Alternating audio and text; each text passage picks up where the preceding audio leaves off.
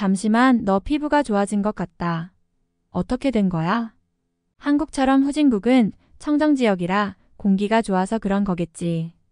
그게 사실이면 내가 한국에 살지 프랑스에 왜 사냐? 여기 한국에 건너간 동생과 영상통화를 하며 놀라는 여성이 있습니다. 안녕하세요. 저는 프랑스에 살고 있는 마농이라고 합니다. 프랑스에서 작은 카페를 운영했었죠. 지금은 작은 제과점의 점원으로 일을 하고 있습니다. 왜 카페 사장에서 제과점 점원까지 미끄러졌는지 말씀드리려면 사연이 길어지는데요. 바로 그 코로나 팬데믹 상황 때문이었습니다. 코로나만 생각하면 너무 끔찍하고 밤에 잠이 안 올 지경입니다. 저는 20살 때부터 이곳저곳을 전전하며 아르바이트를 하며 지냈습니다. 생활비는 당연히 제가 벌어서 썼고 가끔 동생에게 옷도 사주는 등 가족들을 챙기기도 했죠. 부모님이 어릴 때에 이혼하셔서 엄마만 살고 있는데 엄마가 장애가 있으셔서 잘 걷지를 못하시거든요. 제가 사실상 가장이라고 생각하고 지냈고 친구들과 놀거나 여행은 꿈도 못 꿨습니다. 그렇게 악착같이 돈을 벌고 모아서 냈던 것이 작은 카페였습니다. 카페를 냈을 때는 정말 세상을 다 가진 것 같았습니다. 이제 남 밑에서 일하지 않아도 되고 막노동을 하는 등 고생을 하지 않아도 된다는 생각을 했으니까요. 그런데 웬걸요? 갑자기 2020년도부터 코로나 바이러스가 창궐하면서 제 카페가 직격탄을 맞게 되더라고요. 사업 초기라서 막 손님이 늘어나던 시점이었는데 발길이 뚝 끊기고 매장에는 직원을 쓰지 못할 정도로 장사가 안 되었죠. 가게에 월세도 내야 하고 생활비도 벌어야 하니 정말 고생했습니다. 몸이 아프신 엄마도 무언가 일을 해보시겠다며 작은 수공업 공장에서 일을 하셨습니다. 그때만 생각하면 정말 눈물이 날 지경이네요. 제 동생은 고등학교를 졸업하고 대학교에 갈 예정이었는데 대학교에 가는 것마저 포기해야 했습니다. 동생도 저처럼 이런저런 아르바이트를 전전하며 궁핍한 삶을 살아야 했죠. 동생만큼은 저처럼 고생시키지 않고 싶어서 저도 노력했던 것인데 같은 전철을 밟게 되니 너무나 속상하더라고요. 동생의 꿈은 그래픽 디자이너였고 대학교에 진학하여 더 배우고 싶어 했는데 제 꿈인 카페 사장을 이루기 위해 동생의 꿈까지 막아버렸으니까요. 그래도 동생은 군소리 없이 일을 하고 함께 꾸역꾸역 카페를 운영하며 월세를 갚아나갔습니다. 그런데 도저히 버티지는 못하고 카페를 폐업하게 되었고 제 꿈도 잠시 미룰 수밖에 없더라고요. 불행 중 다행인 것은 제가 카페를 창업하면서 대출을 하나도 내지 않아서 당장에 막아야 할 대출이자는 없었다는 점입니다. 그때는 코로나가 너무 많이 밉고 싫었습니다. 아시아에서 발생한 바이러스 때문에 온 가족이 고생하고 제 꿈까지 잃게 하다니 이건 정말 말도 안 되는 일이잖아요. 아시아 사람들이라면 너무 끔찍하고 욕이라도 하고 싶다는 심정이 그때부터 들었습니다. 코로나라는 바이러스는 심지어 박쥐라는 동물을 먹어서 생긴 것으로 들었는데 얼마나 못살고 먹을 것이 없었으면 그런 동물을 먹었겠냐고요. 그런데 저는 그런 아시아에 대한 욕을 동생 앞에서 할 수 없는 신세가 되어버렸습니다. 바로 동생이 한국인 남자친구를 만났기 때문이었으니까요. 동생은 단 한 번도 아시아에 가본 적도 없고 아시아에 관심도 없었는데 어느 순간부터 한국의 K-팝을 듣고 있고 아시아풍의 패션에 관심을 갖더라고요. 그때부터 낌새를 눈치챘어야 했는데 저 몰래 비밀 연애를 몇 달간 해오다가 이번에 덜컥 결혼 발표를 해버리고 한국으로 가버렸습니다. 알고 보니 동생이 아르바이트를 하던 피자 가게에서 피자를 먹으러 온 남자친구를 만났고 사귀게 되어 결혼까지 이어졌다고 하더라고요. 남자친구는 회사를 퇴사하고 혼자 유럽 여행을 하다가 프랑스에 왔는데 제 동생이 너무 마음에 들어서 따로 만나다가 결혼까지 하게 되었다고 하더라고요. 아니 무슨 그런 영화 같은 일이 일어났는지 정말 부럽기도 했습니다. 한편으로는 하나뿐인 동생이 너무 걱정되기도 했죠. 아시아는 굉장히 후진국이고 더러운 곳인데 동생이 아시아에 가서 아프거나 병에 걸린다면 큰일이잖아요. 특히 한국이라는 나라는 동남아시아에 있는 나라로 알고 있는데 그곳에 있는 사람들은 전부 더워서 바다에 빠지며 몸을 식히지 않나요? 그때까지도 저는 한국이라는 나라에 대해 너무나 무지했습니다. 제가 프랑스의 시골에 위치한 도시에 살고 있기 때문에 파리는 물론이고 해외는 당연히 알 수가 없었습니다. 아무래도 저는 예전에 어르신들에게 베트남 전쟁에 대한 이야기를 들었는데 한국 전쟁에 대한 이야기와 헷갈리는 바람에 베트남과 한국을 섞어서 알고 있었더라고요. 동생이 한국인을 만난다는 사실을 밝히고 약간 시간이 흘러서야 한국에 대해 제대로 알 수 있었습니다. 한국은 중국과 일본 사이에 있는 나라이고 북한과 갈라진 나라라는 사실을 말이죠. 그런데 저는 더욱 걱정이 되었습니다. 중국과 한국은 바로 붙어있는 나라이고 코로나가 시작된 곳이 아시아의 중국이니 결국 한국도 중국과 비슷한 나라라는 생각이 들었기 때문입니다. 제가 생각하는 중국은 TV에서 봤듯이 잠자리나 매미 등 이상한 곤충 음식을 먹으면서 박쥐까지 잡아먹는 독특한 식문화가 있는 나라였거든요. 또 중국에 다녀온 어른들의 말을 들어보면 너무 더럽고 불쾌해서 다시는 안 가고 싶은 나라라고 하더라고요. 역시 저희 엄마도 제 동생을 걱정해 주셨습니다. 남자친구나 남편이 외국인인 것은 상관이 없는데 한국인처럼 못 사는 나라의 사람은 부담된다고요. 만약 동생이 힘겹게 사는 모습을 보게 된다면 저희 모녀는 프랑스에서 울고만 있어야 하잖아요. 그런데 동생은 걱정하지 말라면서 한국이 잘 사는 나라이고 프랑스보다도 좋다는 말을 하더라고요. 그렇게 동생은 한국으로 떠나버리고 저와 엄마만 프랑스에 남게 되었는데요. 동생과 간간히 영상통화를 하며 한국에서의 안부를 묻곤 했습니다. 그런데 동생은 잘 살고 있는지 혈색이 몰라볼 정도로 달라졌더라고요. 그리고 동생이 하는 말이 더욱 이상했습니다. 한국산 화장품이 세계 최고라고 하더라고. 그걸 발랐더니 얼굴이 더 예뻐 보여. 한국의 물은 유럽처럼 석회질이 아니라서 너무 깨끗하고 좋아. 피부가 굉장히 매끈거리고 보드라워졌어. 실제로 그렇게 보이기는 하는데 동생이 일부러 저희의 걱정을 끼치지 않게 하기 위해 거짓말을 하고 있다는 생각이 들었습니다. 엄마는 제가 가서 직접 확인을 하고 한국 여행까지 다녀오면 어떨까 물어보시더라고요. 마침 저도 제과점에서 인테리어 공사를 하는 바람에 쉬는 날이 생겨서 한국에 다녀올 여유가 생겼기에 그러기로 했죠. 그렇게 도착한 한국은 정말 신세계였습니다. 제가 생각했던 것과 아주 딴판이었으니까요. 한국은 아시아 나라이고 못 산다고만 생각했는데 놀랍도록 거대한 공항에 입을 벌리고 있을 수밖에 없었습니다. 동생은 저를 데리러 온다면서 차를 끌고 공항까지 마중을 나와주어서 편하게 차로 이동을 했는데 제부가 제가 생각한 아시아인이 아니고 굉장히 세련된 모습이라 놀랐죠. 사진으로만 대충 보아서 몰랐는데 키도 크고 하얀 피부를 가졌더라고요. 차로 서울의 거리를 이동하는데 모두가 질서정연했고 도로도 전부 포장되어 깔끔하더라고요. 아시아에 대해 지금까지 가졌던 인식과는 너무 달라서 마치 유럽의 고급 도시에 온 것 같았습니다. 동생의 집에 도착하고 주변에서 산책도 하고 식사도 했는데요. 한국의 높은 건물들과 조경이 잘 꾸며진 예쁜 공원들을 보니 너무 살기 좋아 보였습니다. 식당은 정말 빠른 속도로 음식을 가져다 주었고 비싼 음식점이 아니었음에도 고급 접시와 식기가 아주 고급 레스토랑 뺨칠 정도였습니다. 저희는 식사를 마치고 잠시 카페에 들렀다가 아까와 다른 공원에서 산책을 했는데요. 그런데 갑자기 저의 아랫배가 심하게 아파오더라고요.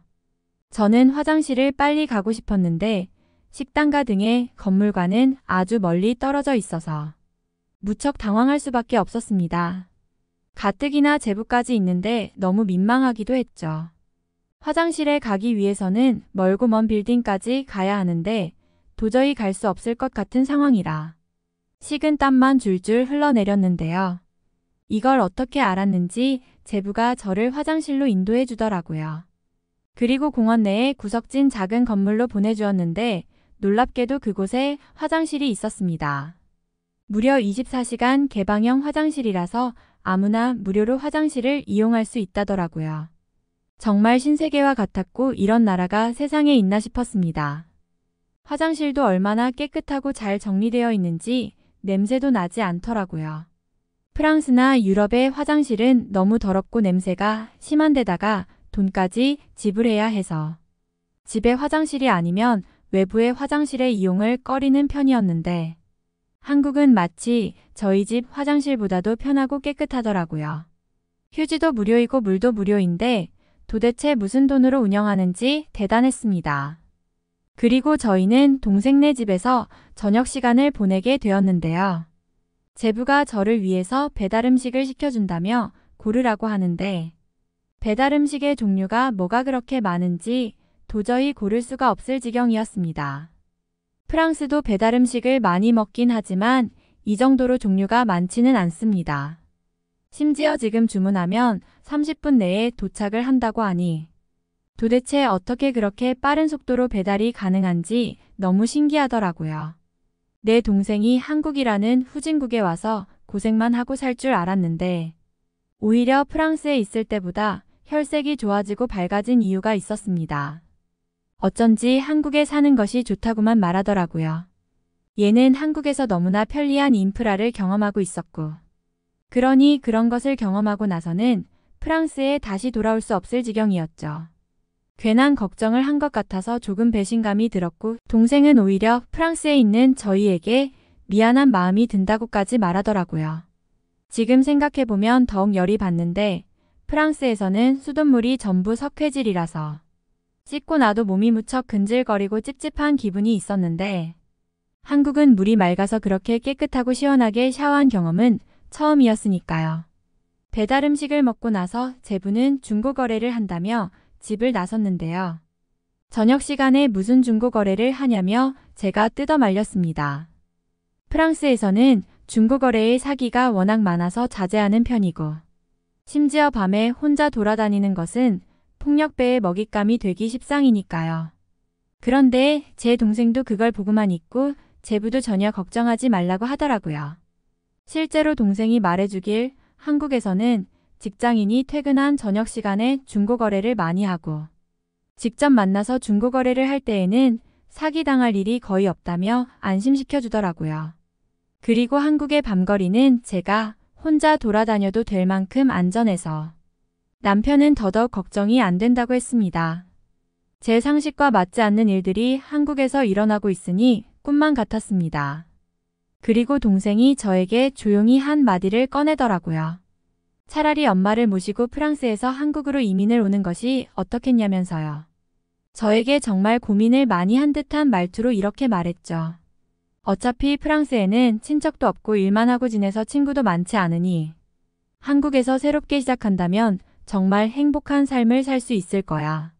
엄마도 프랑스에서 다리가 불편한 병을 치료하지 못했지만 한국의 의료기술은 세계 최고라고 하니 여기서 살면서 치료를 받으면 훨씬 더 좋아질 것이 분명해. 솔직히 저도 구미가 당기는 일이긴 했습니다. 한국에서 며칠 지내보니 이건 프랑스처럼 오래된 도시도 아니고 모든 것이 신도시 느낌이 나서 살기가 무척이나 편리했으니까요. 한국이 부자 나라인 것이 분명했고 저 또한 동생과 가까이 살면서 돈을 벌고 한국 남자처럼 자상하고 세련된 남성을 만나 결혼까지 한다면 그것처럼 행복할 일이 없을 것만 같았거든요. 어쨌든 저는 그런 고민을 하며 시간을 보내고 있고 한국에서의 시간은 절대 잊을 수 없을 정도로 황홀했습니다. 한국으로의 이민을 고민하는 지금 상황에서 또다시 한국을 방문해보고 싶을 정도네요. 동생이 자꾸 저를 설득하려고 하는데 한국에서 살아보는 쪽으로 마음이 기울고 있거든요. 아직 어떻게 될지는 모르겠지만 한국에서 지낸다면 분명 따뜻하고 행복한 삶을 살 것이 분명해요. 여기 한 무리의 외국인들이 한국에 와 있습니다. 그들은 난생 처음 온 한국에서 무슨 일을 겪고 있기에 한국에 온 것에 대해 슬퍼하고 있을까요? 안녕하세요. 저는 미국에서 한국으로 교육 파견을 온 승무원입니다. 오랫동안 항공사에 근무하면서 나름대로 일을 잘한다는 소리도 많이 들었고 저 스스로도 베테랑이라고 생각하고 있죠. 실제로 고객들이 저희를 보며 감사하다는 말을 해주실 때에 가장 뿌듯합니다. 그런데 그건 저만의 생각이었던 것 같습니다. 회사에서는 몇몇의 승무원들을 추려서 서비스 교육 파견을 보내버렸거든요. 심지어 그곳은 놀랍게도 한국이었습니다. 갑작스레 회사에서 보내는 교육이기도 했고 생소한 나라여서 많이 당황했습니다. 한국은 저희 항공사에서 취급하는 노선도 아니었거든요. 어릴 적부터 꿈꾸던 승무원은 세계 여러 나라를 다니며 많은 구경도 하고 다음 비행기를 기다리면서 현지에서의 시간을 보내는 것이었는데요. 이제 연차도 어느 정도 쌓이고 가보고 싶던 나라도 하나 둘씩 줄어들 무렵에 이런 파견을 가게 되다니 너무 황당하고 슬프기만 하더라고요. 그런데 저의 서비스 평가 점수가 생각보다 많이 낮게 나왔고 회사에서는 반드시 보낼 것이라고 하니 방법이 있겠습니까? 아무래도 평가 점수가 낮아진 이유는 그때의 일인 것 같네요. 제가 탄 비행기에 탑승한 승객과 실랑 일을 했던 일이죠. 지난달에 일이 2개씩이나 있습니다. 이륙을 하기 전 기내용 캐리어를 상단 수납 공간인 오버헤드 빈에 넣어달라고 부탁했는데 말을 듣지 않자 제가 직접 승객의 짐을 넣었더니 승객이 저에게 마구 화를 냈던 사건이 있었습니다. 제가 막무가내로 행동을 한 것도 그분에게 실례이긴 하지만 캐리어 손잡이까지 열어둔 채로 이륙을 하려고 한 행위는 분명 위험한 행동이었습니다. 아마 그 승객분이 저에게 점수를 낮게 준 것으로 생각되네요. 그리고 저번에는 이착륙 때 USB 충전기는 꼭 뽑아달라는 부탁을 했던 상황에서 승객이 저의 요청을 거부하자 제가 그걸 뽑아버린 적이 있는데 그분도 저에 대한 서비스 점수를 낮게 주신 것이 분명할 것입니다. 일을 하다 보면 이런 일 저런 일이 있는 것은 당연하지만 최근 들어 너무 잦은 불만족이 있어서 이런 문제가 생긴 것 같습니다. 어쩔 수 없는 것이죠. 어차피 한국은 한 번도 가본 적 없는 나라이기도 하니 이번 기회에 가보는 수밖에요. 친구들에게 해외 파견에 대해 이야기를 꺼내보니 부럽다고 말하던데 승무원 입장에서는 가까운 나라를 가는 것이 최고입니다. 하도 멀리까지 자주 나가다 보니 해외여행에 대한 로망과 같은 것도 많이 사라진 지 오래죠. 물론 함께 떠나는 다른 동료들은 차라리 안 가본 나라를 가는 것이 낫다고 말하기도 합니다. 앞으로도 가기 어려울 나라가 한국이니까요. 그런데 왜 하필 한국이냐는 것입니다. 회사에서는 우리 항공사가 취급하는 항로의 나라로 파견을 보내도 충분할 것인데 아무런 연고도 없는 나라로 파견을 보내는 것인지 너무 답답하기만 했습니다. 그리고 고작 4박 5일 정도의 한국 교육 파견이 과연 무엇인지에 대한 궁금증도 컸습니다. 정확히 어떠한 문제로 파견을 가는지 알려주지도 않고 왜 한국으로 가는지도 모른 채 그냥 시키는 대로 해야만 하는 것이 정말 맞는 것인가요? 심지어는 한국에서 무얼 배우고 돌아왔는지 메모한 내용과 보고서까지 작성하라는 숙제가 있었습니다. 아니 서비스 불만족에 의한 파견이며 한국에서 이러이러한 것을 배워서 오라는 주문이라도 해주어야지.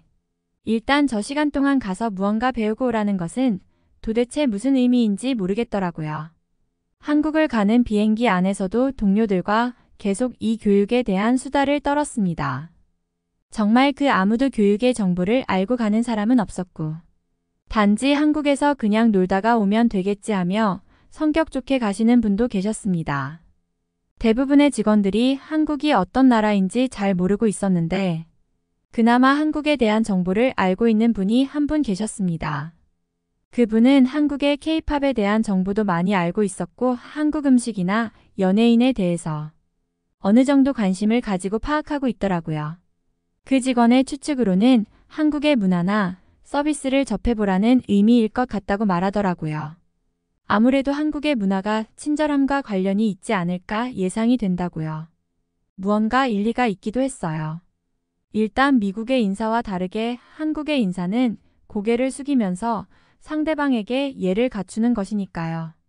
그렇게 저희는 한국에 도착을 했고 회사에서 준비해준 여행 일정에 따라서 움직여야 했습니다. 승합차를 타고 한국의 숙소에 가서 짐을 풀고 한국의 여러 장소를 여행하며 여유로운 시간을 가졌는데 이것이 교육 목적으로 보내진 파견인가 싶더라고요. 그리고 회사에서 짜준 일정대로 목적지를 가서 한국의 식당과 여러 여행지를 방문했는데 미국과 다른 한 가지의 차이점이 있었습니다. 미국의 음식점과 한국의 음식점은 요리의 종류뿐만이 아니라 서비스 면에서 큰 차이가 있었습니다. 한국의 음식점에서는 모든 반찬과 물은 무료로 제공되는 것도 충격적이었고, 손님이 필요하다고 말을 꺼내기 전에 먼저 다가와서 부족한 반찬들을 채워주더라고요. 갑자기 같은 서비스직에 종사하는 저희의 모습이 반성되더라고요. 모두가 일제히 수첩을 꺼내서 한국 식당의 장점을 기록해 나갔습니다. 식당의 직원들이 저희를 이상한 눈으로 쳐다보았지만 아랑곳하지 않고 적어댔죠. 한국은 손님을 먼저 생각한다는 제목의 글을 적으면서 회사의 이익은 작은 것을 아끼지 않아야 큰 이익을 얻을 수 있다고요. 제가 그동안 여객기 안에서 했던 행동들이 떠오르더라고요. 승객이 물을 마시고 싶어하는 제스처를 취했는데 저에게 직접 말을 걸지 않아서 굳이 먼저 나서지 않았던 기억들이 떠올랐죠. 서서히 저희가 한국에 온 이유를 깨닫고 있었습니다. 그리고 저희는 한국의 야경을 보기 위해 지하철을 이용해 볼 수 있었습니다. 한국을 굉장히 조그마한 나라라고 생각했었는데 지하철 노선도가 이렇게 복잡할 줄은 꿈에도 몰랐습니다. 심지어 대부분이 서울에 있는 역들이라니 서울이 얼마나 굉장한 도시인지 실감할 수 있었는데요. 저희는 지하철에서조차 느끼는 것이 있었습니다. 어느 나라의 지하철도 마찬가지이겠지만 역을 알려주는 음성이 매역마다 나오는 것은 놀랍지 않았는데 지하철 내의 승객들을 위해서 공기청정기가 기본으로 설치되어 있었고 노약자석은 물론이고 임산부 배려석까지 제대로 갖추어져 있었습니다. 핑크색으로 눈에 띄게 표시된 자리인 임산부 배려석은 저희에게 정말 낯선 존재였고 그 누구도 그 자리를 탐내지 않은 채 꽉 끼는 지하철을 타고 이동한다는 사실이 신기했습니다. 한국인들은 질서도 잘 지키고 승객이나 손님을 배려하는 마음이 곳곳에 묻어 있다는 생각을 했죠. 그런데 갑자기 지하철이 멈추면서 무언가 긴급한 한국어 안내 방송이 나왔습니다. 한국어를 전혀 모르는 저희로서는 너무 당황스러워서 어떻게 해야 하나 긴장을 하고 있었습니다. 그런데 놀랍게도 모든 승객들은 태연하게 서 있더라고요. 분명히 지하철 운전원의 목소리가 긴급함을 알려주었는데도 말이죠. 저희 직원들은 일단 한국에 교육 파견을 온 것이고 무슨 상황인지는 알고 있어야 한다는 판단에 용기를 내어 주변의 한국인에게 영어로 물어보았죠. 당연히 먼저 영어를 할 수 있는지 여부에 대해서부터 물어보았는데 저희가 처음 물어보았던 그 한국인이 바로 자신 있게 네이티브의 발음으로 물어보라고 하더라고요. 이것은 정말 놀라웠습니다. 비영어권인 다른 나라에서는 영어를 잘한다고 말하는 사람이 극히 드문 편인데 어떻게 저 한국인은 영어를 할 줄 안다고 심지어는 잘한다고까지 말하냐는 것이죠. 심지어 발음까지 저희가 듣기 좋은 미국식 발음이어서 너무 다행이라 여겼습니다. 그리고 지금 열차가 멈춰져 있는 사유에 대해서 물어볼 수 있었습니다. 그런데 열차가 정차한 이유는 이 열차보다 빨리 지나가는 열차를 위해서 정차한 것이고 그 열차는 급행열차로 이번 역은 정차하지 않는 열차라서 빨리 가는 것이라고 알려주더라고요. 너무 신기했습니다. 함께 같은 방향으로 선로를 달리는 열차들끼리도 어느 역은 서고 어느 역은 서지 않는 열차가 있다니요. 그리고 그 상황을 얼른 말해주는 기관사분의 서비스가 대단하다고 생각했습니다. 굳이 말을 하지 않고도 잠시 멈출 수도 있는데 승객들이 걱정할 만한 상황을 만들지 않잖아요. 비행기에서도 기체가 흔들릴 상황에서 미리 말을 해주지 않는 경우가 있는데 그런 일은 절대 없애야겠다는 생각이 들더라고요. 승객이 불안한 상황을 만들지 않는 것이 가장 중요한 것이라는 생각을 다시금 하게 되었습니다. 그리고 한국 전역의 모습을 볼 수 있었는데요. 저희가 도착한 곳은 서울의 한 번화가였습니다. 그런데 저녁에도 여러 상점들의 불이 밝더라고요. 저희가 더욱 놀랐던 것은 한국의 여성들의 모습 때문이었습니다. 그 늦은 시간에도 짧은 치마를 입고 아무렇지도 않게 돌아다닐 수 있는 나라는 없을 겁니다. 누군가에게 한국이 성에 대해 폐쇄적인 문화를 가졌다고 들었는데 그 내용은 사실과 다른 것이라고 한국은 전혀 그런 나라가 아니라고 굉장히 개방적이라고 말해주고 싶습니다. 그렇게 한국의 주점에 들어가서 간단하게 맥주를 마셨습니다. 간만에 이렇게 편하게 여행을 하러 온 것도 너무 좋았지만 회사 직원들과 여행을 왔다는 사실이 굉장히 특별했습니다. 매일 하늘에 뜬 비행기 안에서 부딪히고 일이나 했지. 온전히 우리를 위한 여행은 온 적이 없었으니까요. 술을 마시면서 속 후련히 그간 서로의 모르던 내용들을 말해주기도 하고 한국에서의 추억을 함께 쌓으면서 정말 새로운 추억들을 쌓을 수 있었습니다. 아마 회사에서 이런 자리를 마련해준 이유가 저희의 단합 때문일지도 모르겠다는 생각이 들더라고요. 서비스 성적이 약간 부족하긴 하지만 우리끼리 의기투합해서 극복해 나가기를 바라는 것일지도 모르죠. 살짝 취한 몸을 이끌고 걷는 서울의 밤거리는 더욱 아름다워 보였습니다. 그리고 숙소로 돌아가는데 알고 보니 그 시간에 다니는 열차가 마지막 열차였더라고요. 마지막 열차는 따로 방송까지 해주던데 이것도 참 묘한 매력이 있었습니다. 수많은 역들 중에 어떻게 잘 찾아서 숙소로 돌아가는데 한국에는 정말 많은 볼거리가 있다는 사실을 알게 되었고 그들의 생활과 문화에 놀랄 수밖에 없었습니다. 휴대폰 지도를 조금 찾아보니 각 역마다 유명한 장소나 음식점 등이 있는 것 같더라고요. 대중교통만으로 한국의 많은 곳을 여행할 수도 있고 다양한 먹거리를 즐길 수 있더라고요. 저희에게는 가이드가 있었고 자유여행의 비중이 낮기는 했지만 이처럼 혁명과 같은 사실을 회사에서도 알았더라면 굳이 가이드가 필요할까라는 생각이 들었습니다. 이렇게 오밀조밀하게 가득가득 찬 지도를 보다 보니 마음만 먹으면 지하철로 서울의 전부를 둘러볼 수도 있다는 생각이 들었죠. 그건 다음에 친구와 가보아야겠다는 생각을 했지만요. 어쨌든 5일간의 일정은 생각보다 무척 짧았습니다. 저희가 가져갔던 수첩은 정말 너덜너덜거릴 정도로 글씨들이 빼곡하게 꽉 차 있었고 한국에서 이렇게 많은 내용을 알아간다면 가서 써야 할 보고서가 산더미일 거라는 생각까지 이르렀습니다. 정말 돌아가는 비행기에서는 모두가 근심과 걱정이 가득했습니다. 그런데 돌아가는 비행기는 한국의 항공사 비행기였는데 그들의 표정이 정말 압권이었습니다. 서비스 정신으로 완벽히 무장하고 있었는지 시종일관 웃는 표정으로 저희를 대해주었고 목소리 톤도 굉장히 듣기 좋은 말투였으며 저희가 미국인인 것을 확인하자 정말 유창한 영어로 대화를 해주시더라고요. 그러면서 무언가 저희에게 자극을 안겨주었습니다. 과연 내가 일을 했을 때는 저렇게 시종일관 웃는 표정으로 고객을 대했는지 승객의 국적에 따라 언어까지 바꾸어서 말을 거는 마법을 부릴 수 있었는지 그간 승무원으로 일하던 몇 년의 세월을 반성하게 해주더라고요. 아마 저런 태도들이 한국인이 근원적으로 품고 있는 태도가 아닐까 생각이 들었습니다. 저희는 한국에서 정말 많은 것들을 배웠습니다. 이것은 승무원으로 근무할 때 뿐만이 아니라 세상을 살아가면서 어떻게 해야 환영을 받는지, 또 어떻게 상대를 대해야 상대방이 좋게 느끼는지에 대해 체험형으로 느꼈습니다. 무작정 훈계나 징계를 통한 승무원 교육이 아닌 한국 체험을 통해서 현장식 교육을 시켜준 회사가 감사하더라고요. 저희에게는 이제 한국이라는 나라가 너무 특별하게만 느껴집니다. 우리가 한국의 서비스에 대해 정리한 두꺼운 노트만 보아도 우리에게 어떤 나라인지는 충분히 알 수 있을 것입니다.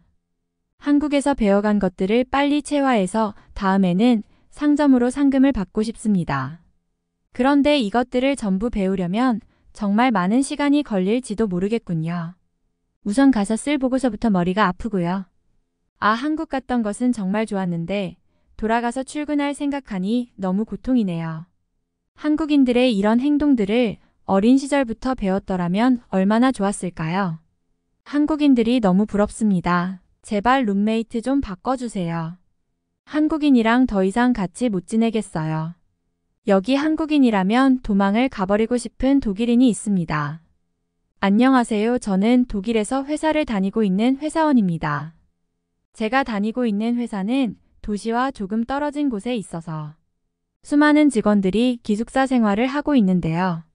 기숙사는 2명이서 하나의 방을 쓰기 때문에 룸메이트가 굉장히 중요합니다.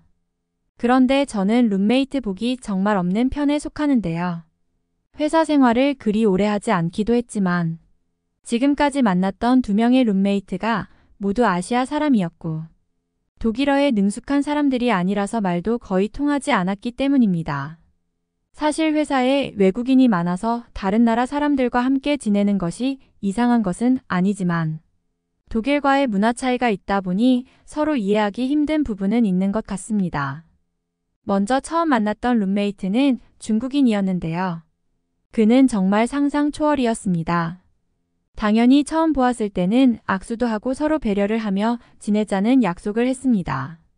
그의 인상도 굉장히 좋았고 단정해 보이는 외모였기에 아시아 사람들에 대해 긍정적인 생각을 가졌습니다.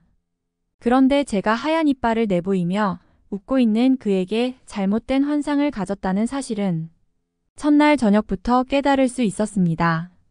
그는 독일인인 저에게 갑자기 중국어로 질문을 하거나 말을 걸었고 당연히 제가 그것을 알아들을 거라고 생각하는 것 같더라고요.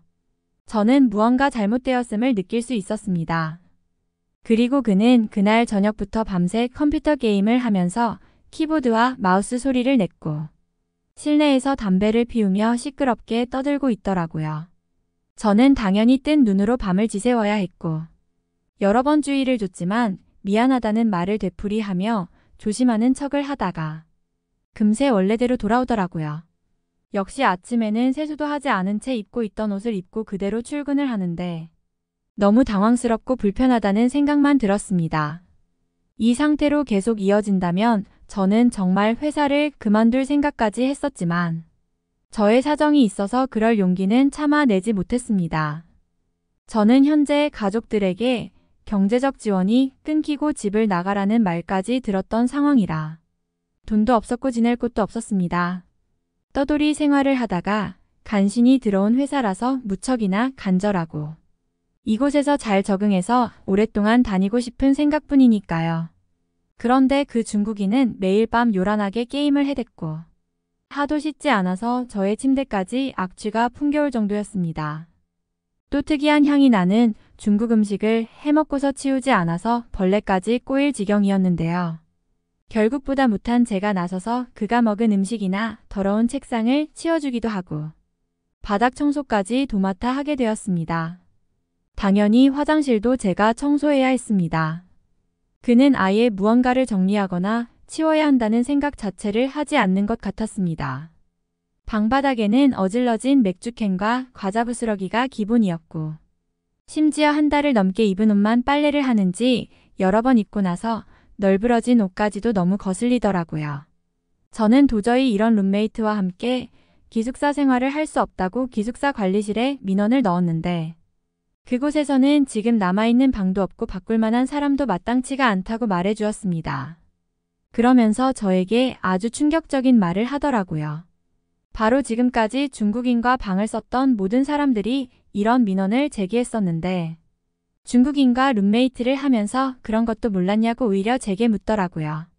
정말 한숨만 나오는 상황에서 할 수 있는 것이 아무것도 없자 너무 답답했는데 그제서야 다시 기숙사를 살펴보니 오직 독일어와 중국어만으로 적힌 경고문들이 보였습니다.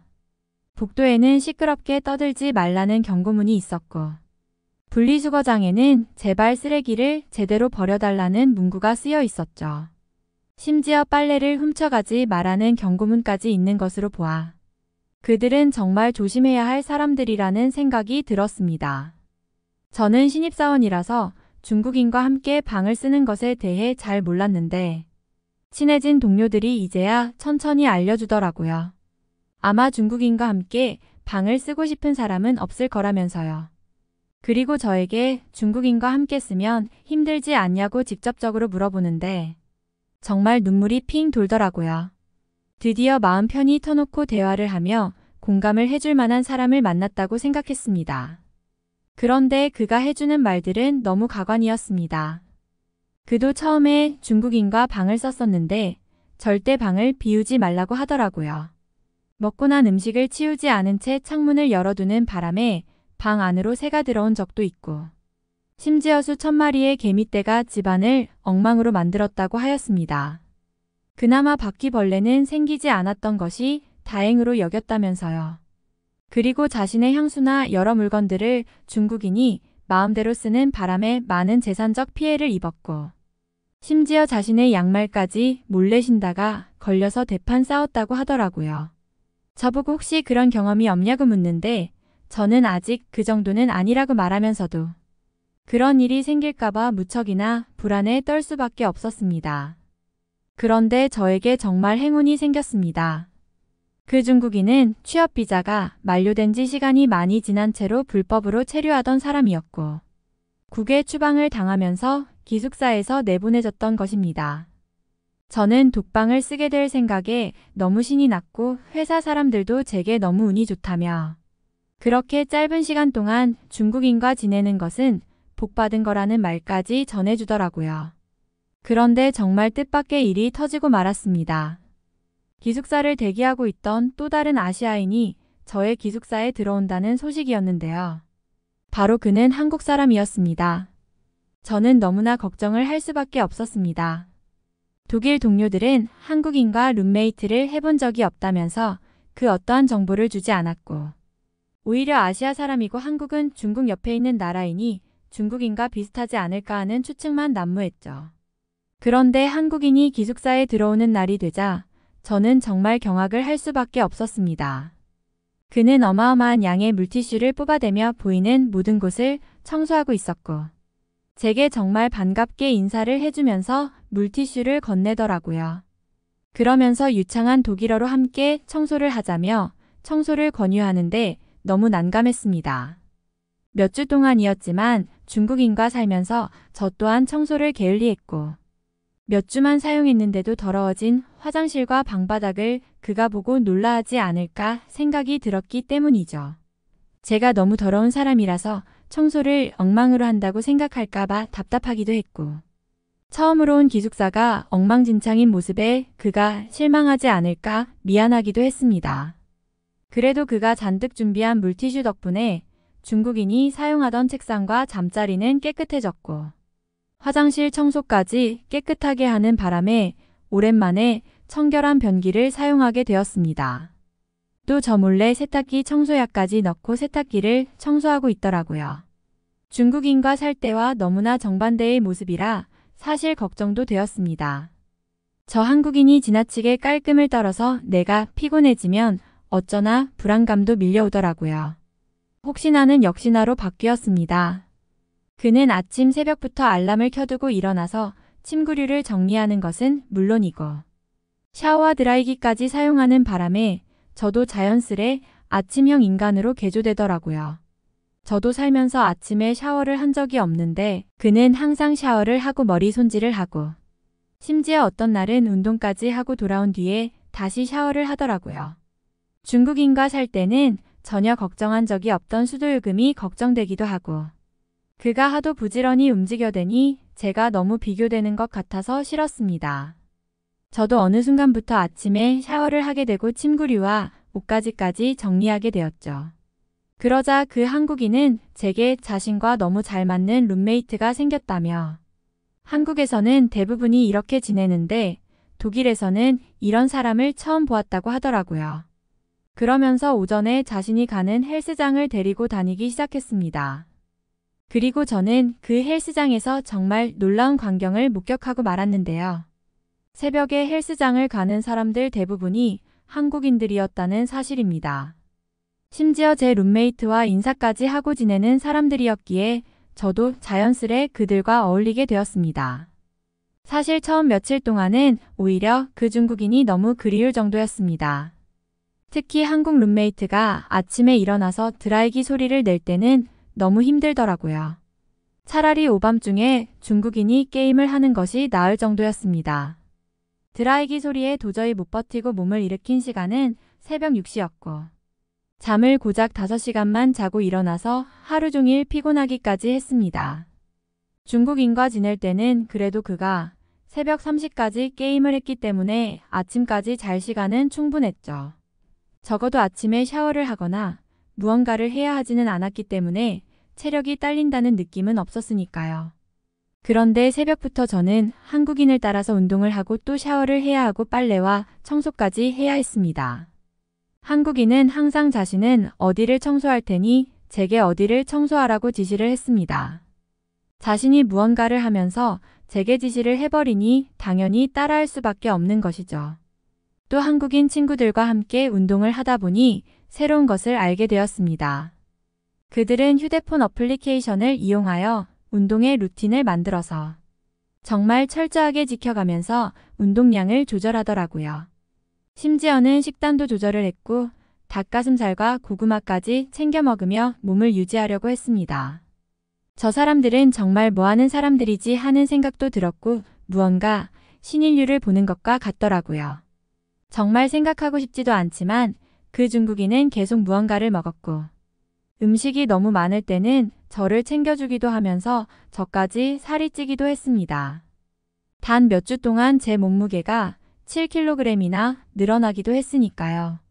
그런데 한국인과 함께 지내고 나서부터는 단 일주일 만에 오히려 5kg이나 줄어들었습니다. 괜히 제가 한국인이 아침부터 샤워를 하기에 따라했고 운동은 또 왜 따라가서 이렇게 고생을 하는지 정말 중국인이 마구 그리워지더라고요. 그런데 동료들은 어느 순간부터 제 외모가 너무 밝고 좋아졌다면서 심지어는 5살 이상 젊어 보인다고까지 말을 해주더라고요. 저는 한국인들의 나이를 처음 들었을 때에 놀랐었는데 그들이 이렇게 철저하게 관리하고 부지런히 살았기 때문에 젊어 보이는 것이 아닐까 생각이 들더라고요. 한국인들이 사는 모습을 따라 하기에는 아직 너무 힘들고 익숙하지 않지만 그들이 살고 있는 방식이 건강과 젊음을 유지하는 것에 많은 도움을 준다는 사실을 깨달았고 그들의 행동을 따라하는 것이 삶에 이로움을 가져온다는 것을 절실히 느꼈습니다. 아마 중국인과 계속 살았다면 절대 느끼지 못했을 인생의 변화들이었고 눈치를 보며 한국인들을 따라했다는 사실이 너무나 다행이라고 여겨졌습니다. 한국인과의 만남은 정말 제게 기적적인 일입니다. 지금 배워두게 된 좋은 습관들은 앞으로 살면서도 정말 많은 도움이 될 것만 같고 지금은 저의 독일인 친구들에게까지 이러한 생활을 알려주면서 한국인들 특유의 부지런함을 널리 전파하고 있습니다. 중국인을 통해서 몸에 편한 모든 것들은 나쁜 것들이라는 사실을 깨달았고 한국인을 통해서 몸에 편한 모든 것들은 좋은 것들이라는 사실을 알 수 있었습니다. 같은 아시아인들이면서도 이렇게 극과 극의 성향을 가진다는 사실이 너무 신기했고 제가 두 사례를 모두 접할 수 있었다는 것도 너무나 특별한 경험인 것 같았습니다. 한국인들은 정말 제 앞으로의 삶을 바꿔준 사람들이고 저에게 부지런함과 삶의 가치를 전달해준 정말 고마운 친구들입니다. 이번 사연은 여기서 마무리하도록 하겠습니다. 끝까지 시청해주셔서 감사드립니다. 좋아요와 구독은 영상 제작에 큰 힘이 됩니다. 꼭 한 번씩만 눌러주세요. 감사합니다.